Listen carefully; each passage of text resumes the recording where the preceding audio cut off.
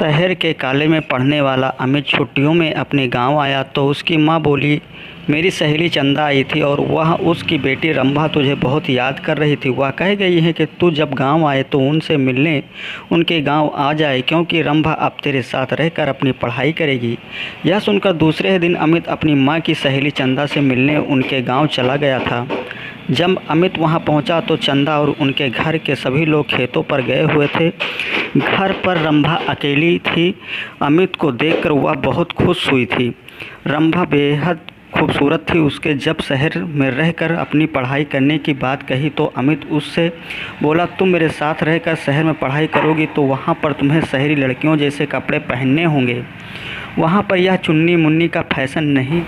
कहकर अमित ने उसकी चुनरी हटाई तो उसके हाथ रंभा के सुडौल उभारों से टकरा गए। उसकी छुअन से अमित के बदन में बिजली के करंट जैसा झटका लगा था। ऐसा ही झटका रंभा ने भी महसूस किया था। वह हैरान होकर उसकी ओर देखने लगी तो अमित उसके से बोला, यहाँ लंबी चौड़ी सलवार भी नहीं चलेगी।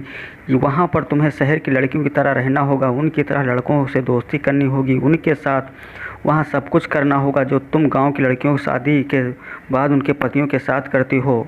कहकर वह उसकी ओर देखने लगा तो वह शर्माते हुए बोली, यह सब पाप होता है। अगर तुम इस पाप के चक्कर में फंस कर यहाँ पर सब नहीं करोगी तो अपने गांव में ही चौका चूल्हे काम करते रहो। कहकर उसकी ओर देखते हुए बोला, तुम खूबसूरत हो। शहर में पढ़ाई करके ज़िंदगी के मज़े लेने के बाद अमित उसके नाजुक अंगों को बराबर छूने लगा।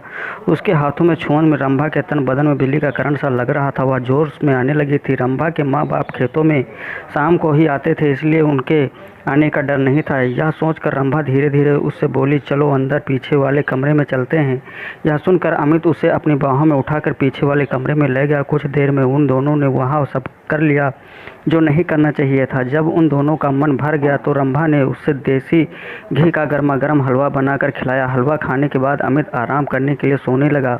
उसे सोते देखकर फिर रंभा का दिल अपने साथ सोने का मचल उठा। वह उसके ऊपर लेटकर उसे चूमने लगी। वह भी बोला, तुम्हारा दिल दोबारा मचल उठा है क्या? तुमने मुझे प्यार का चस्का जो लगा दिया है। रंभा ने अमित के कपड़ों को उतारते हुए कहा। इस बार वे कुछ ही देर में प्यार का खेल कर पस्त हो चुके थे, क्योंकि कई बार के प्यार से वो दोनों इतना थक चुके थे कि उन दोनों गहरी नींद में आने लगी थी। शाम को जब रंभा के माँ बाप अपने खेतों से घर लौटे तो अमित को देखकर खुश हुए। रंभा भी उसकी तारीफ करते हुए थक नहीं रही थी। वह माँ बाप से बोले अब वह अमित के साथ रहकर शहर में अपनी पढ़ाई पूरी करेगी। यह सुनकर उसके पिताजी बोले, तुम कल ही इसके साथ शहर चली जाओ, वहाँ पर खूब दिल लगा के पढ़ाई करो।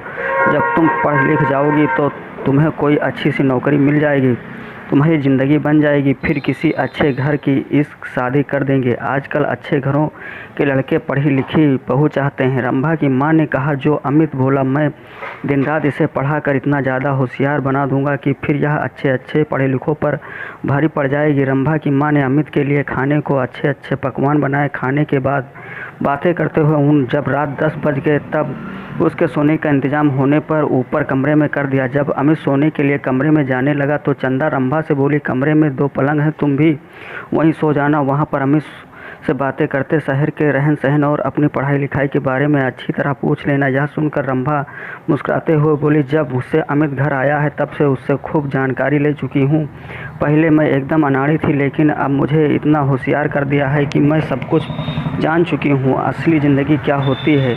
यह सुनकर चंदा खुशी से मुस्कुरा उठी। दोनों ऊपर वाले कमरे में सोने चले गए थे। कमरे में जाते ही वे दोनों एक दूसरे पर टूट पड़े। शहर में आकर अमित ने रंभा के लिए नए फैशन के कपड़े खरीद दिए, जिन्हें पहनकर वह एकदम फिल्मी हीरोइन जैसी फैशनेबल हो गई थी। अमित ने एक कॉलेज में उसका एडमिशन भी करा दिया था। जब कॉलेज खुले तो अमित ने अपने कई अमीर दोस्तों से उसकी दोस्ती करा दी तो रंभा ने भी अपनी सहेलियों से अमित की दोस्ती करा दी। गांव की सीधी सादी रंभा शहर की ज़िंदगी में ऐसी रम गई थी कि अपनी पढ़ाई और रात में अमित और दोस्तों के साथ में खूब मौज मस्ती किया करती थी। जब रंभा शहर से दूसरी लड़कियों की तरह बन संवर कर अपने गांव जाती तब सभी लोग उसे देखकर हैरान रह जाते थे और उसे देखकर दूसरी सहेलियां भी अपने माँ बाप से शहर में पढ़ने की जिद करके शहर में ही पढ़ने लगी थी। अब अमित उसकी गांव की सहेलियों के साथ भी मौज मस्ती करने लगा था। उसने रंभा की तरह उनको भी प्यार का